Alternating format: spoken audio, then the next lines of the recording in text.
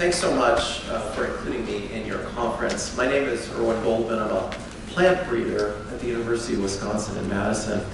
And I think many of you in this room and I probably have a similar goal, which is to figure out how to reduce exposure to oxalate precipitates that can cause kidney stones. Unfortunately, I've been going about it in the slowest way possible for the last 33 years.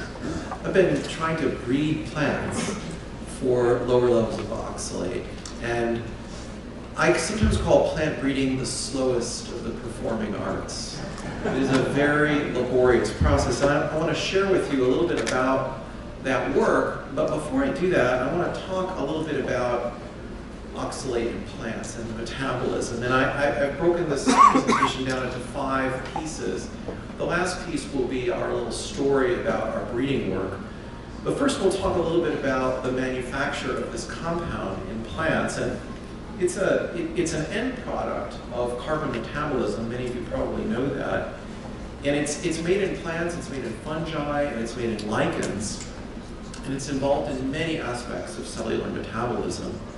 It gets its name from, or I should say, it's associated with the genus Oxalis. And you'll have to forgive me, maybe all of you who work in this field know these things. I apologize in advance, but this is wood sorrel. Wood sorrel is in the genus Oxalis. I think the word Oxalis comes from the Greek meaning sour. So the sour taste, or the tart taste of wood sorrel is really the origin of this word. And in fact, that's how I got into this entire field. I was interested in the flavor, the mouthfeel, the tastes of oxalic acid rather than the health issues. And so that's my entry point into this entire field. Now, many plant families besides the Oxalidaceae family and the order Oxalidales make oxalic acid. You can find it in many plants, and you can find it at very highest concentration in the leaves of plants, although many plant organs also contain oxalates. We have it in soluble and insoluble forms in plants. The soluble forms are bound to things like sodium and potassium, whereas the insoluble forms are bound to calcium, magnesium, iron, and things like that. So we care about how much soluble and how much insoluble oxalate might be present in any particular plant species. It's interesting that the biosynthesis of oxalic acid in plants is still not fully understood. We know now that there are 3 separate metabolic pathways by which this compound can be manufactured.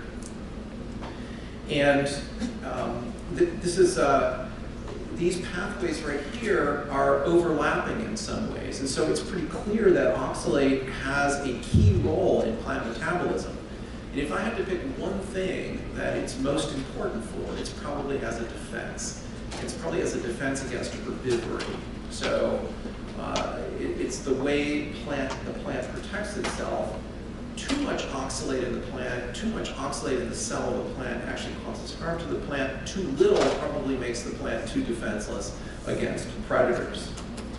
Interestingly, within very recent time, there is new evidence that calcium oxalate in a plant, under certain conditions, actually serves as a carbon source for that plant. And the plant can use that during what is known as alarm photosynthesis, under extremely stressful conditions, perhaps under the kind of conditions that we would face in a climate change situation. The plant actually uses this as a reservoir of carbon.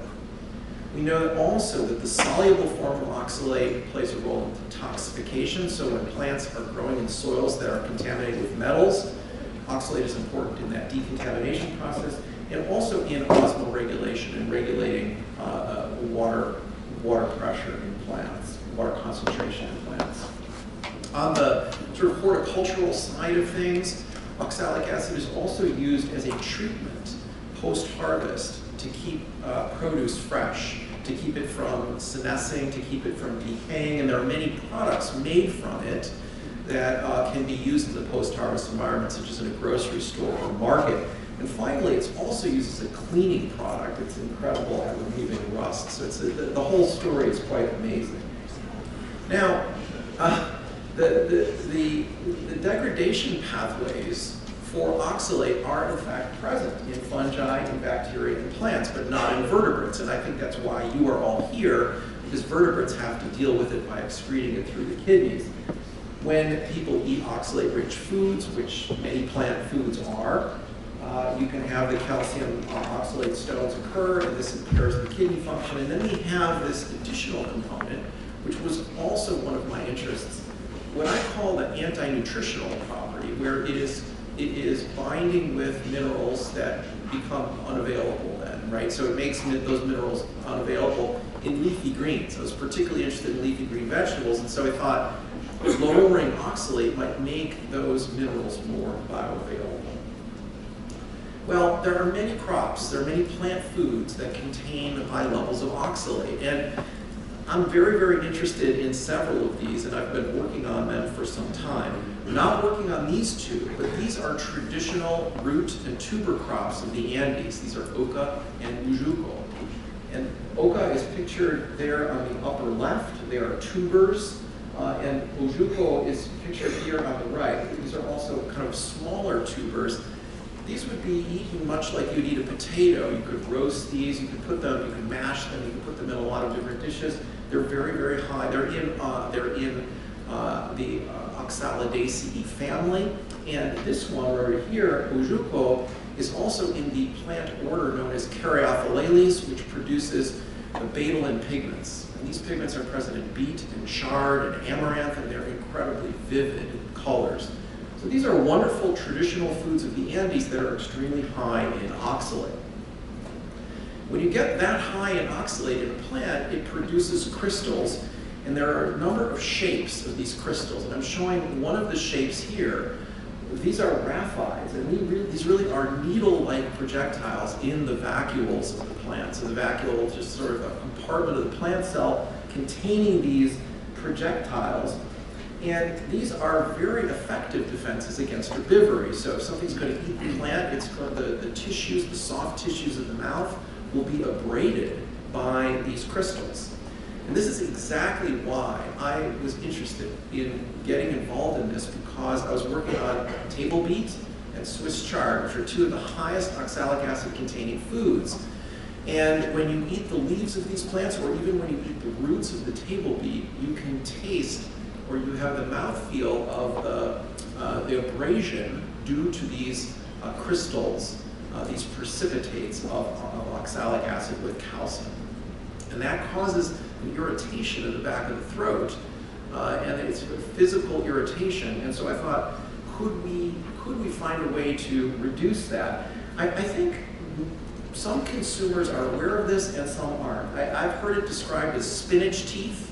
I don't know if this is an accurate description, but I think what is causing this is the calcium oxalate precipitates that are sort of grainy and can abrade the tissues inside, or maybe around your teeth, or even when you eat something like Swiss chard leaves, you get a real sensation in the back of your throat. So this is part of what I was interested in seeing if we could modify. Now, one of the things that we had to deal with, first of all, is the fact that these plants are grown on farm fields or in gardens where they have to be supplied with the nutrients that they need to live, and the most important macronutrient for plants is nitrogen. And so when we apply nitrate to the growing environment, to a plant, we apply nitrate to the soil, which it needs to survive, it increases oxalate biosynthesis. And the most fundamental reason why it does this is because in order to maintain pH homeostasis, the roots start to they absorb nitrogen, and oxalate increases in order to keep that homeostasis going. As if that wasn't enough, when you apply nitrogen to a plant, you also decrease the ability of that plant to degrade its own oxalate. So there are two things going on, both of which have potentially negative consequences for the work that you all do. Recently, some work has shown much more finer detail on this. We know when nitrogen is applied, it upregulates at least 3 genes. This work happens to be in the leaves of apple, but there are homologs of these genes in other crop species. So these genes are upregulated, and they increase the production of oxalic acid. In addition, they also downregulate genes associated with degrading the oxalic acid. And this has also recently been shown in tomato, a transcription factor, which is negatively affected by nitrate. This gene would normally help degrade oxalate, but when you apply nitrogen, it can't do it as effectively. So again, the way that we're growing the plants is causing a worse oxalate problem, a more difficult oxalate problem for us. There's work that has recently come out of NASA that shows an enzyme that breaks down oxalic acid into hydrogen peroxide and carbon dioxide. It's present in spinach leaves. When you add nitrogen to the soil, that enzyme is inactivated, but if you cut off the supply of nitrate and you try to grow the plants on as little nitrogen as possible, you can reduce the amount of oxalate in that plant by 2/3. So I really, frankly, don't know how this is going to work practically because we can't grow plants without nitrogen, but it is a very important connection to the problem of producing oxalate in plants.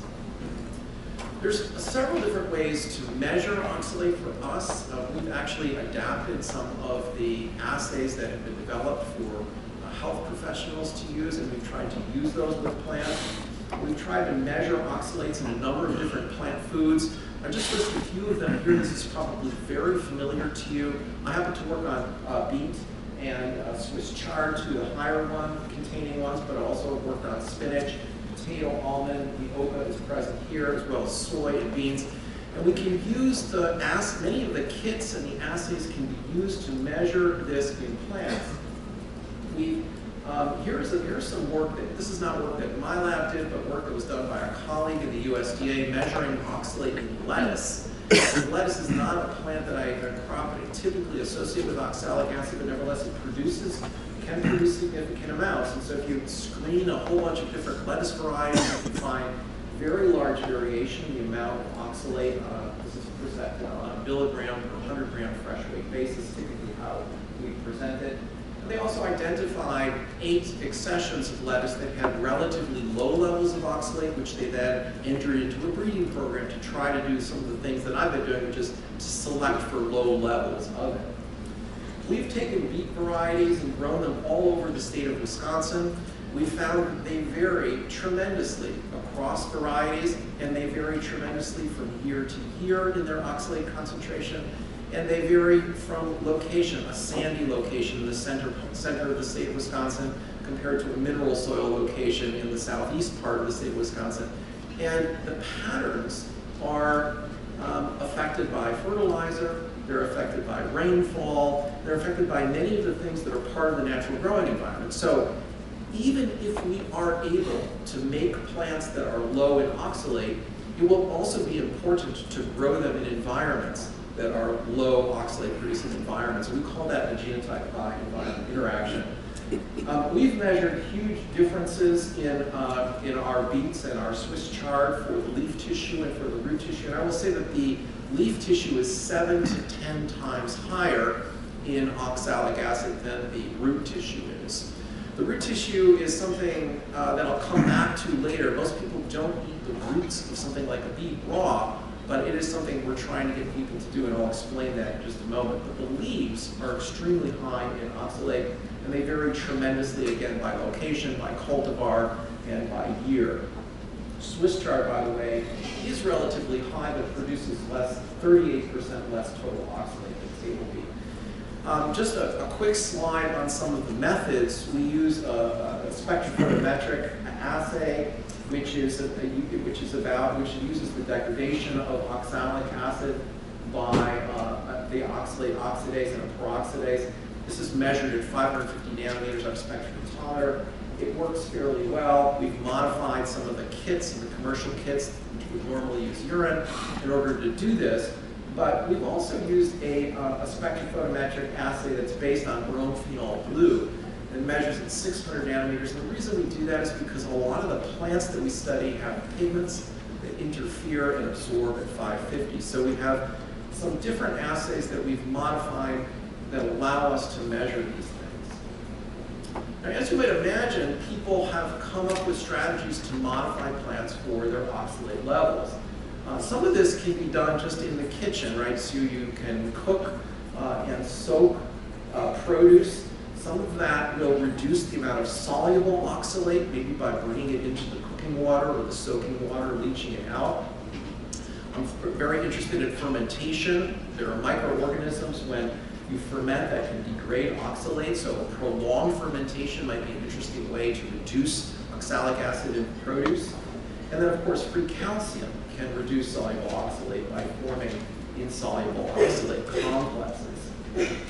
There's a scientist at the Children's Nutrition Research Center associated with the USDA and Baylor College of Medicine. His name is Paul Nakata, and he's devoted his career to this. So I'm a bit embarrassed myself to be talking about this subject because his work is completely devoted to this, and he might be a wonderful speaker for one of your future conferences. And we could talk a lot about his work, but I just want to mention one of his most recent findings here, which is to discover that an enzyme, a decarboxylase, that's actually part of a previously uncharacterized pathway of the breakdown of oxalate in the model plant species Arabidopsis. This is our Drosophila. And in Arabidopsis, he finds that this enzyme is present not only there, but it's actually present in a number of different plant species and might be an avenue for the engineering of plants. So gene editing or other strategies to engineer a plant to break down its oxalate using this particular pathway. The downside of this, of course, would be if we could downregulate oxalate production in the plant, we also have the problem that the plant has to live outside and protect itself. And so the defense against herbivory might mean that we have to come in with some sort of chemical or some sort of solution to protect the plant. But nevertheless, this is very promising work.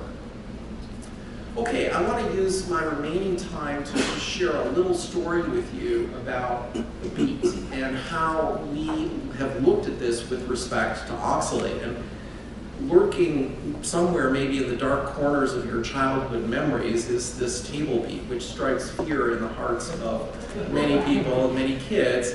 Intensely pigmented, and of course, it tastes a lot like dirt. You know, when I was a kid, I thought, you know, beets, I'd sort of associate them with old people or with the huddled masses of our ancestors. And but it's interesting. It is a plant that is undergoing a kind of renaissance right now. It has become very fashionable, but it is, as my kids would say when they were little, it's like licking a playground, right? It just tastes like the earth. It tastes like soil. In fact, this is probably the only plant, the only crop where there's a board game. The board game is called Bad Beets. This is it. And the goal of the game is to give away all of your beets. So that's really the situation we're in with this plant. I've been breeding it for 33 years. And I absolutely love it. I feel like it is a fascinating thing. And I do want to mention this earthiness because this is how we got into this whole story. The earthiness is caused by a molecule called geosmin. And geosmin is this molecule right here. It is the smell of soil. It's made by Streptomyces bacteria that are ubiquitous around the world. They live in the soil. When you, hopefully, some of you who are gardeners will put a shovel in your garden in the spring and you'll turn over the soil and you'll have that intense smell of soil and earth. That is geosmin. And we began studying this in Swiss chard and table beet and spinach because they produce a lot of that earthy flavor. And we were able to determine that these plants are not producing this earthy flavor because they associate with microbes in the soil, but rather they have genes. They have the actual genes to produce it themselves for reasons we don't understand. So they are producing earthiness. They're making earthy compounds. We think it's through horizontal gene transfer from microbes, but this is a long story that we need to figure out. Now, for reasons also I don't understand, the beet has undergone a renaissance in the last 25 years. And I have Martha Stewart up here because in the 1990s, she and a number of other people began to promote this old-fashioned earthy root vegetable as something fabulous. And she wrote about it, and she had it on her TV show, and it was in her magazine. And then there was the combination of beets and goat cheese, and walnuts, right, which became something that everybody had to have, and it became a kind of resurgent crop. It became very popular. You'd see it at farmers markets, and you'd see it on restaurant menus. And it became something that people had to have. More recently, it's become part of the salad mix that many of us eat. And of course, the leaves are very high in oxalic acid, and so this is something that we have been very interested in, the interest in this. I think part of the interest is the fact that the oxalate has that tart taste. People are quite interested in that. And there's also even a steamed peeled product from Love Beets that's in many grocery stores across the United States now. So the crop has sort of undergone a bit of a renaissance. It's kind of having a moment here. You see it all over the place, and even I noted a couple of years ago that it was the color of the year for the KitchenAid mixer. So I mean, that's kind of the big time. Okay, back to the story of this plant. When our kids were little, they would come out to our fields where we were doing our plant breeding work, and they wanted a snack. And if we were in a carrot field, it was easy to peel a carrot and give them a carrot. But with the beets, it's terrible. You can't eat a raw beet because of that earthiness. And not only the earthiness, but the oxalate. The oxalate causes if you've ever tried to eat raw beet leaves or raw beet tissue, it raids the inside of your mouth and the inside of your throat. So we decided we would like to breed something that is low in earthy, low in geosmin, and low in oxalate. And that would then maybe attract people. I could give it to my kids, but I could also get people to eat this vegetable as a sweet, sort of crunchy root vegetable instead of something that had to be pickled or had to be boiled. The breeding of the beets is it's a messy operation. This is just like one of our field days. I just want to point out, though, that I am probably the most messy, most dirty in this particular picture. But the group, we are digging in the dirt with these plants and spending a lot of time with them. This work takes an incredible amount of time. The first low earthy, low oxalate beets took 16 years to breed. This is what I looked like at the very beginning of that operation. This is what I look like at the middle of that operation. It's the slowest of the performing arts. But each year for 16 years was selected for low levels of oxalate. This initial work was done simply by tasting them. So when something had a high oxalate, we threw it out. We kept only the things that were low in oxalate. The same thing with the earthiness. It was all done initially by tasting. These are what the rows of the plants look like in the field. One of our graduate students, Lynn Mayers, in the background here. We're breeding these plants using some breeding techniques that are outside the scope of this particular presentation. Partway through the operation, we got a GC mass spec. We can use the GC mass spec to actually quantify the geosmin, and then we can use the spectrophotometer or later a plate reader to quantify the oxalate. And so we can actually have quantitative targets that we use for selection of these roots, and you can see the individual roots here. Once you identify a root that has low levels that you want to keep in your breeding program, you have to vernalize that root for 12 weeks, you chill it, and then you plant it in a pot in the greenhouse where it will flower and produce seed, and we go through the cycle again. So this is a very long process taking a couple of decades in order to do it. And here are just some of the data.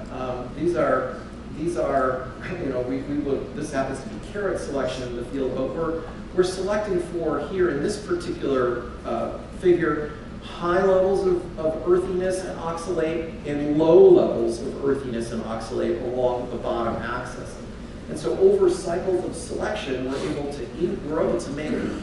to make plants that are so high in oxalate that they would probably be dangerous to eat, and also so earthy, we're also able to select away from it and reduce the oxalate and reduce the earthiness by 70–80%. Ultimately, it resulted in this variety. This was the first that we released.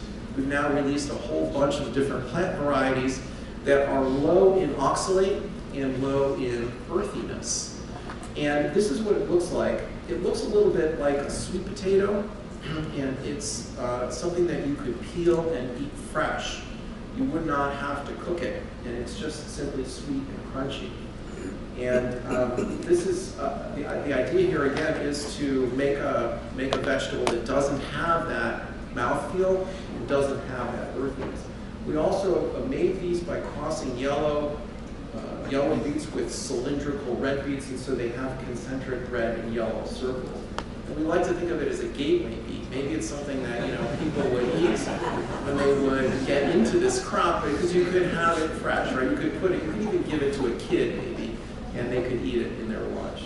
And it is now available in stores. You can find it in markets, and it's the beginning of a journey for us to try to see if we can modify the plants in this way to make the oxalate levels and the earthiness low enough that a consumer could accept it, and that maybe it would even have some beneficial health characteristics. But I will say that there is a fundamental challenge for us, and I've mentioned it earlier in the presentation, that is that the plants need that oxalate to defend themselves in the field, and also the growing environments that we use and many farmers use counteract the selection that we've done. So I'm just going to list some of the folks that have been part of this project. It's many, many students over a very long period of time. Our work takes place around the state of Wisconsin, but we're based in Madison, and the spiritual home of our program is this little tiny building on the west side of campus, which we call the Carrot and Beet Lab, and this is where all of the beets get stored and this work happens. So I'd like to thank all of you for your attention, and maybe we can have a short conversation about this subject. Thank you all.